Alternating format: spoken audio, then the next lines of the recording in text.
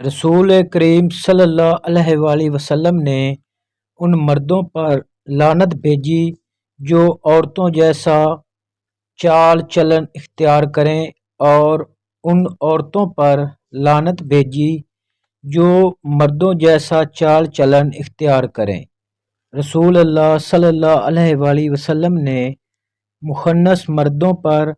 اور مردوں کی چال چلن اختیار کرنے والی عورتوں پر لعنت بھیجی،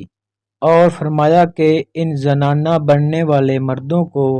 اپنے گھروں سے باہر نکال دو۔ حضرت ابن عباس رضی اللہ عنہ نے بیان کیا کہ حضرت صلی اللہ علیہ وآلہ وسلم نے